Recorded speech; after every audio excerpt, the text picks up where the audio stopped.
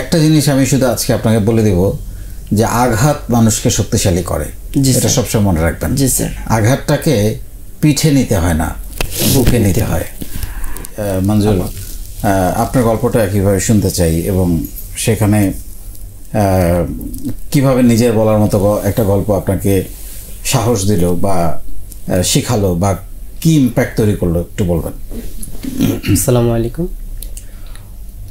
Sir. নিজের বলার মতো গল্প আমাকে এই পর্যন্ত অনেক কিছুই দিয়েছে, কিন্তু স্যার তার আগে আমি ছোট্ট করে আমার সংক্ষেপে আমার জীবন বৃত্তান্তটা বলতে চাই। সেটা হচ্ছে, আমি যখন আমার 3 বছর বয়স তখন আমার আম্মু মারা যায়। তো আম্মু মারা যাওয়ার পরে আমাকে আমার এক খালা নিয়ে যায়, আমার সেজো খালা আমার ওখানে 5-6 মাস থাকার পরে সেজো খালাও মারা যায়। তো এরপরে আমার বাবা বিয়ে করে আবার নিয়ে আসার এই 5-6 মাস কিংবা 1 বছর পর আমার আব্বু মারা যায়। তো এরপরে আমি আমার বড় ভাই ছিল, তখন বড় ভাই আমাকে একটা মাদ্রাসায় দিয়ে আসে আমার বড় খালাদের বাড়িতে। তো ওখানে আমি কারণ আমার যেহেতু মা বাবা ছিল না বা গার্জিয়ান বলতে কেউ ছিল না, বড় ভাই ওখানে দিয়ে আসছে। তো আমি মাদ্রাসায় পড়তাম, কারণ মাদ্রাসায় সবাই জানতো একটু খরচটা কম লাগে বা যারা এতিম থাকে তাদেরকে বিনা পয়সায় পড়ানো হয়, ওই সুবাদে আমাকে দিয়ে আসছে। তো আমি ওখানে হেফজ শুরু করলাম। এর মাঝামাঝি হেফজ কিছুদিন কোরআন শরীফ পড়ার পরে আমি আবার স্কুলে ভর্তি হলাম। তো স্কুলে ক্লাস 5 পর্যন্ত পড়ার পরে আবার আমার কেমন জানি মন মানতেছে না, আমার মাদ্রাসা পড়ার একটা আগ্রহ ছিল। তো আবার মাদ্রাসায় চলে গেলাম। তো মাদ্রাসায় যাওয়ার নিজের ইচ্ছাতেই তখন কিন্তু গেলাম। তো নিজের ইচ্ছাতে যাওয়ার পরে আমি আলহামদুলিল্লাহ 3 বছরের মাথায় হেফজ কমপ্লিট করলাম। 1 বছর পর্যন্ত শুনেছি, তাও কিন্তু ফুলগাজী আশরাফি মাদ্রাসা আপনাদের এলাকাতে। তো হেফজ শেষ করার পরে পাশাপাশি আমি একটা টিউশন করাতাম। তো সামান্য কিছু টাকা হতো, ওগুলো দিয়ে নিজের কাপড় চোপড় কিংবা সব কিছু তো আর মানুষে দিবে না, নিজেরও কিছু প্রয়োজন। তো নিজের প্রয়োজনগুলো সামান্য টিউশনের টাকা দিয়ে পূরণ করতাম। তো এক পর্যায়ে আমার পড়াশোনা শেষ 2013-তে। তো 13 শেষে 14 শুরুতে আমি চিন্তা করলাম যে আমি তো হেফজ লাইনটা শেষ করলাম, এখন আমি জেনারেল লাইনে ভর্তি হব। তখন আমি যেহেতু 5ম পর্যন্ত আমি আগে পড়েছি, এখন 8মে ভর্তি হয়েছি। তো 8মে আমি 1 বছর পর্যন্ত পড়াশোনা করলাম। একটা বাড়িতে ছিলাম লজিন মাস্টার হিসেবে। তখন ওদের ছেলে মেয়ে পড়াতাম, ওখানে থাকা খাওয়া ছিল আমার। তো পাশাপাশি পড়াশোনা করতাম আর বাইরে 2-1টা টিউশনি করতাম। তো এখানে তো আমার শুধু থাকা খানাটা এখানে পাচ্ছি, তবে আমার পড়াশোনার খরচটা তো আর ওনারা দিবে না। তো ওই জন্য আমি বাইরে টিউশনি করাতাম। টিউশনি করানোর পাশাপাশি পড়াশোনা চালিয়ে যাচ্ছি সুন্দরভাবে আলহামদুলিল্লাহ। স্টুডেন্ট হিসাবে এতটা খারাপ ছিলাম না, ভালোই ছিলাম। তো জেডএসসি পরীক্ষা, মাদ্রাসাতে জেডএসসি পরীক্ষা দিলাম, ভালো করছি আলহামদুলিল্লাহ। 4.96 পেয়েছিলাম, সামান্যর জন্য ক্লাস পাই নাই। এরপরে আমি শেষ করার পর 8ম শেষ করার পরে 9মে ভর্তি হয়েছি। 9মে ভর্তি হওয়ার পরে আমি বিজ্ঞান বিভাগ নিয়ে পড়ছিলাম। তো 9ম 10ম বিজ্ঞান ছিল, বিজ্ঞান বিভাগে পড়াশোনা করছি। ওখানে ভালো একটা রেজাল্ট ছিল, প্লাসের কাছাকাছি, প্লাসের। তো চলছিল। এর মাঝে যখন আমি আরেকটু ছোট্ট একটু, আসলে এটা কষ্টের কথা, 2014 সালে যখন জেডএসসি পরীক্ষা দিয়েছিলাম নভেম্বরে, তো ডিসেম্বর মাসটা আমার ফাঁকা ছিল, কোনো কাজ ছিল না। তখন আমি আমার ভাইয়ের বাসায় যাই, আমার 2 ভাই ছিল, বড় ভাইয়ের বাসায় যাই। 14 দিন ছিলাম, বেশি ছিলাম না। 14 দিনের মাথায় আমি যে একটা অত্যাচারের শিকার হয়েছি বা যে একটা কষ্টে ছিলাম, এটা আসলে বাইরের একজন মানুষ কাউকে করে না। আমি ওদের দোকান ছিল, আমি সারাদিন দোকান করতাম, দুপুরে যাইতাম, যাইলে 4টা খেতাম, আবার শান্তিতে কিন্তু খাওয়া দাওয়া করতেছিলাম না। আসার পরে যখন আমি সন্ধ্যা পর্যন্ত দোকান করতাম সারাদিন, তো রাত্রে বাসায় যাইতাম। বাসায় যাওয়ার পরে আমাকে শীতের দিন ছিল, নভেম্বর ডিসেম্বর, নিশ্চয় শীত ছিল। তো ওই সামান্য একটা পাতলা কাঁথা দিত, তো ওইটা পরে শুয়ে থাকতাম। আর ভাত দিত, তবে আমাকে তরকারি দিত না। তখন আমি মা নাই, আমি কি করব? আমার বুক ফেটে কান্না আসতো রাতে। দিনে মানুষের সাথে থাকতাম, কিন্তু রাত হলে আমার কষ্টটা কেমন জানি বেড়ে উঠতো। আমি সারা রাত, এমন কোনো রাত যায় নাই আমার। এখন আলহামদুলিল্লাহ ভালো আছি, যতদিন পর্যন্ত নিজের একটা পজিশন হয় নাই ততদিন পর্যন্ত এমন কোনো দিন যায় নাই যে আমার মা বাবা নাই কেন, শুধু এই প্রশ্নটার জন্য আমি কান্না করি নাই।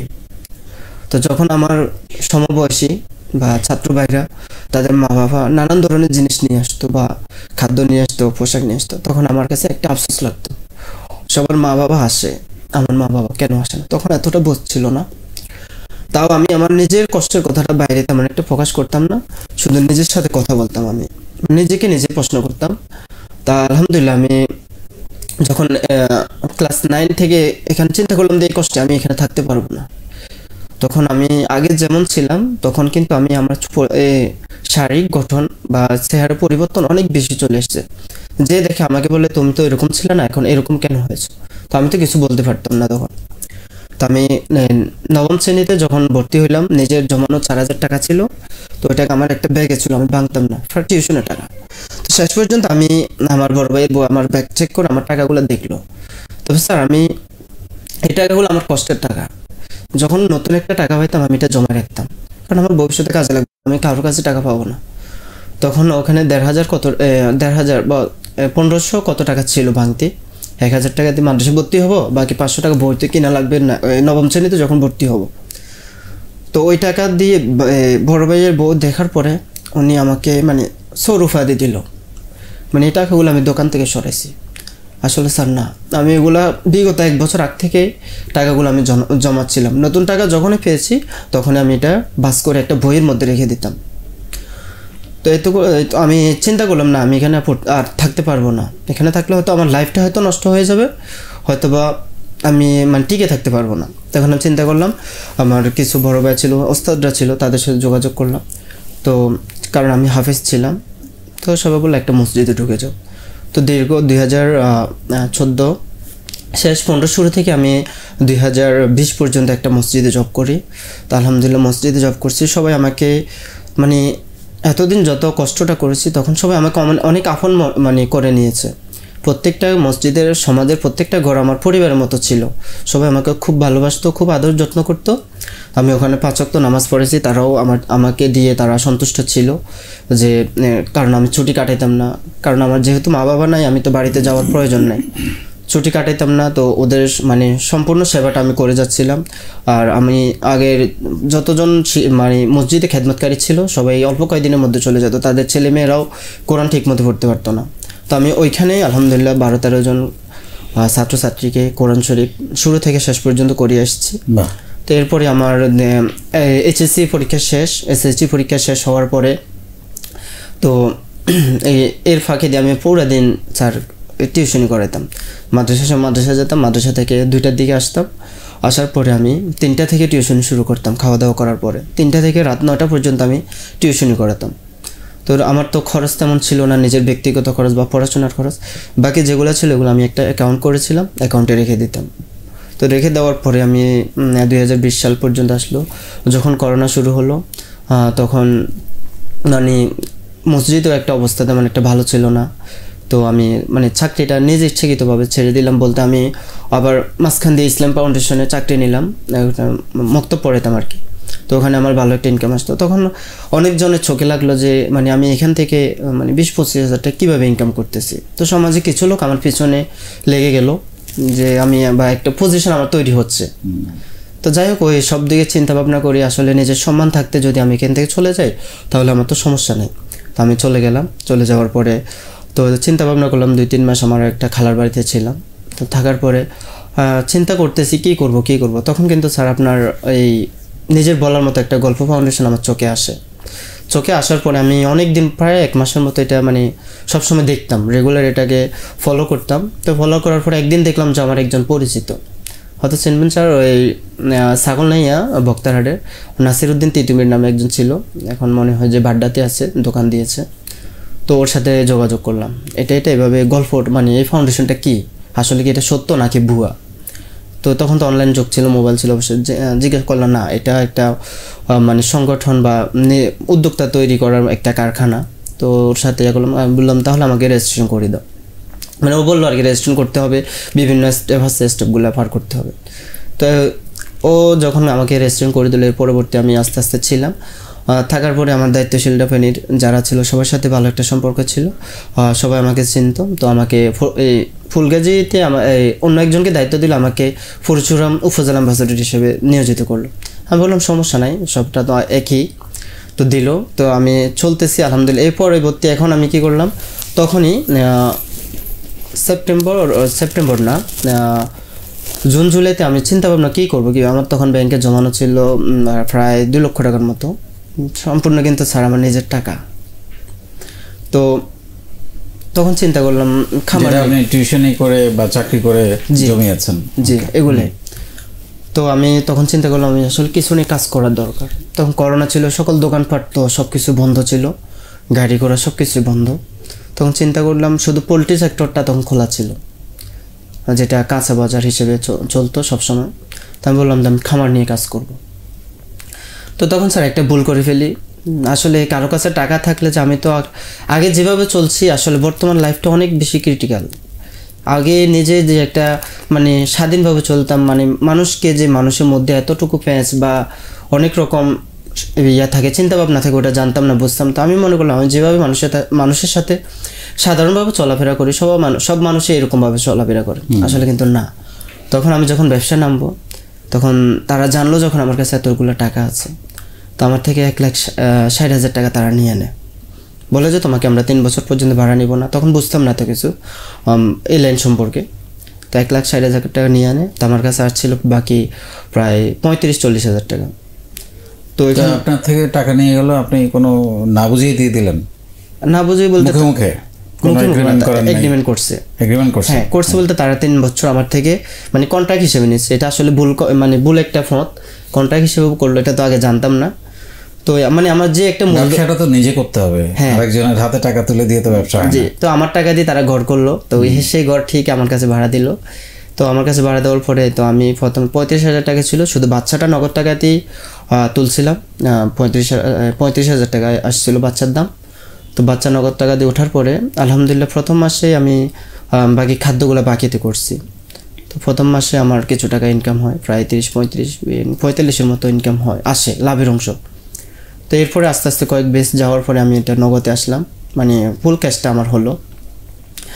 তো তখন থেকে এখন পর্যন্ত আজকে প্রায় 2 বছর 1 মাস কিংবা 1.5 মাস চলতেছে এই ব্যবসা আমার। তো পাশাপাশি আমি একটা মানে পোলট্রি, জি পোলট্রিতে। তো এরপরে তখন আমি কিন্তু একটা হোঁচট খেয়েছি স্যার। আসলে কষ্ট যে দেয় আসলে মানে চতুর্দিক থেকে আসে। যখন আমি 2-3 বেস করলাম, ভালো একটা ইনকাম হচ্ছে, তো আমার খালা ছিল পাশে বা আঙ্কেল ছিল বিদেশে, তো আঙ্কেল চলে আসলো। 1 মাস 1.5 মাস পর্যন্ত আমার থেকে খোঁচাই কথা বার করলো, বা তোমার কত ইনকাম হয় বা মান্থে তোমার কত টাকা থাকে, কিভাবে থাকে। তো এরকম করার পরে তো সে তো জানে আমাকে যদি তার ঘর থেকে বা বের করে দেয়, তো আমার তো আর বা কোথাও যাওয়ার জায়গা নেই। তো এরকমভাবে সে আমার থেকে এইভাবে অত্যাচার শুরু করলো, আমার নানান ধরনের বিহেভ শুরু করলো, মানে খারাপ বিহেভ, যে শেষ পর্যন্ত এবার বলছে সে যদি আমার বাসা থেকে বা আমার ঘর থেকে না বাইর হয়, তার এখানে কি কাপড় চোপড় বা আদার্স বই খাতা যা ছিল সব আমি মানে ফেলে দেবো, বাইরে ফেলে দেবো। তখন আমার বেন্টে লাগলো, মানে অনেক কষ্ট হচ্ছে, আর আমার জন্য আমার খালাও কষ্ট পাচ্ছে। তবে স্যার এটা সত্য যে আমার খালা কখনো আমাকে বোনের ছেলে হিসেবে দেখে না, নিজের ছেলের মতোই দেখছে। খালা অনেক করছে আমাকে, বা 3 মাস থাকি 1 বছর থাকি, বের হয়ে যান। হ্যাঁ, পরে আমি বের হয়ে যাই। বের হয়ে যাওয়ার পরে ওই যেখানে খামার দিয়েছি ওখানে ছোট্ট একটা জায়গা ছিল, ছাদের উপরে খামার ছিল। তবে আমাদের যে একটা সিঁড়ি রুম থাকে ওখানে উপরে সামান্য একটু জায়গা থাকে। তো ওই জায়গাতে আমি 1 মাস ছিলাম। 1 মাস থাকার পরে অনেক মানে ওখানে দুর্বাস গন্ধ, মানে বিভিন্ন ধরনের এই অত্যাচারের শিকার থাকা যায়। তো এরপরে 1 মাস পরে আমি নিচে চলে আসলাম। তো এই মানে ওই একটা সময় কিন্তু আমি অনেক বেশি কষ্ট। তো আপনি এখন আমি শুনলাম প্রায় 3-3.5 লক্ষ টাকা মাসে সেল করেন? জি আলহামদুলিল্লাহ। এখন আমি যদি আমার এখন আগে ছিল একটা খামার, এখন বর্তমানে 2টা খামার আছে আলহামদুলিল্লাহ। এখন 2টা খামার আমি 3500 মুরগি লালন পালন করতে পারি। পাশাপাশি আবার স্যার আমি একটা মাদ্রাসা জব করতেছি, প্লাস আপনি লেখাপড়াও করছেন। প্লাস লেখাপড়া করতেছি, আবার টিউশনি কিন্তু অনার্স সেকেন্ডারি পড়েন। জি স্যার। মাশাআল্লাহ। চাইলে একটা মানুষ একসঙ্গে অনেক কাজই করতে পারে, তাই না? জি স্যার। এই সেলে বা এরকম এই উদ্যোক্তা হওয়ার পেছনে এই ফাউন্ডেশন আপনাকে কতটা হেল্প করছে? ফাউন্ডেশন আমাকে হেল্প করছে। আমি ফাউন্ডেশন থেকে অনেক কিছু মানে পেয়েছি, যে আমি আত্মীয় স্বজনকে পাশে পাই নাই, এই ফাউন্ডেশনকে কিন্তু আমি পাশে পেয়েছি। এই ফাউন্ডেশনের প্রত্যেকটা মানুষ আমাকে নিজের ছোট ভাই হিসেবে সাহায্য করে, সবাই আমার সাথে এমনভাবে একটা বিহেভ করে, এমনভাবে একটা আচরণ করে যেটা আমি আত্মীয় স্বজন বা নিজের ভাই থেকে পাইনি, নিজের পরিবার থেকে পাইনি। এবং আপনি ফাউন্ডেশনে অনেক সেল পান আমি শুনলাম। হ্যাঁ, আমি গার্মেন্টস আইটেম নিয়ে পাশাপাশি কাজ করতেছি, মেন্স এবং ওমেন্স দুইটা নিয়ে। তো এখান থেকে আলহামদুলিল্লাহ আমার অনেক টাকা ইনকাম। আপনি গার্মেন্টস আইটেম নিয়ে কাজ করেন, আপনার পোলট্রি আছে, আপনি টিউশনি করেন, আপনি মাদ্রাসায় চাকরি করেন, আপনি অনার্স পড়েন। ওয়াও। জি স্যার, আসলে এটা হচ্ছে নিজের একটা ইচ্ছা শক্তি। আমার নিজের ছোট থেকে একটা ইচ্ছা শক্তি ছিল, আমি পড়ালেখা শেষ করব, ইভেন পাশাপাশি এমন একটা পরিচয় তৈরি করব যাতে মানুষে বলতে পারে যে অমুক ছেলেটার ছোটবেলায় মা বাবা ছিল না, কিন্তু অমুক ছেলেটার একটা পরিচয় হয়েছে। আপনার স্বপ্ন নিয়ে কথা শুনবো আমরা আপনি চিন্তা করে রাখেন। তবে একটা জিনিস আমি শুধু আজকে আপনাকে বলে দেব যে আঘাত মানুষকে শক্তিশালী করে, এটা সবসময় মনে রাখবেন। জি স্যার। আঘাতটাকে পিঠে নিতে হয় না, বুকে নিতে হয়। আপনার স্বপ্ন নিয়ে একটু বলেন, বা এই ফাউন্ডেশন নিয়েও যদি কিছু বলতে চান বলেন। ফাউন্ডেশন থেকে একটা বিষয় খুবই ভালো লাগে, যখন আমি পণ্য প্রদর্শনী করি, সবসময় তো আমার হয় না, বিভিন্ন লোকের হয়।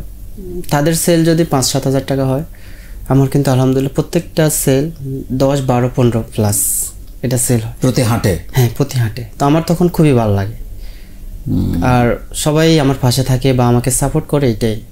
তো স্যার, আমার স্বপ্ন হচ্ছে যে আমার নিজের একটা পরিচয় তৈরি করা, এবং আমার ছোট ছোট যে স্বপ্নগুলো, এগুলো আমি অনেকটা পূরণ করেছি। একটা স্বপ্ন ছিল আমি একটা জায়গা নিব, তো আলহামদুলিল্লাহ স্যার আমি একটা জায়গা নিয়েছি, প্রায় মাশাআল্লাহ 5 লক্ষ টাকার মতো। মাশাআল্লাহ। তো জায়গাটা নিয়েছি। এখন আরেকটা স্বপ্ন হচ্ছে আমি ওই জায়গাটা। বয়স কত এখন? আমার বয়স 22। এখনো বিয়ে করেন নাই? জি না। আচ্ছা আচ্ছা।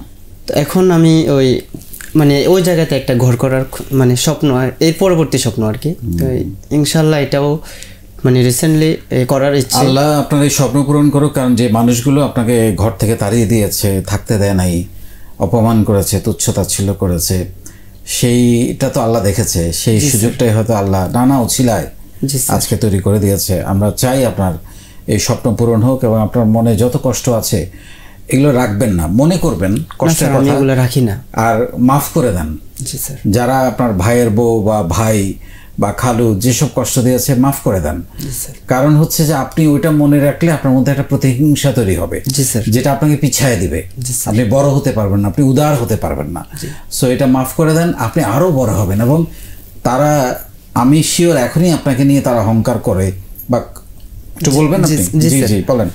তারা আসলে বুঝতে পারে না যে তারা আমাকে যে এখান থেকে যদি বের করে দেয়, তারা কিন্তু ঘর থেকে বের করার পরে আমার 2টা খামার হয়েছে। ইভেন আমি প্রত্যেকটা মান্থে আমি ভালো করতেছি, তো জানে তারা এটা জানে। তো তারা তো ধরেন আমার মাঝখানে শুধু একটা পুকুরের পারে আমি, ওপারে তারা। ইনশাল্লাহ একদিন গাড়ি নিয়ে তাদের সামনে দাঁড়াবেন, এই দোয়া আমার থাকলো।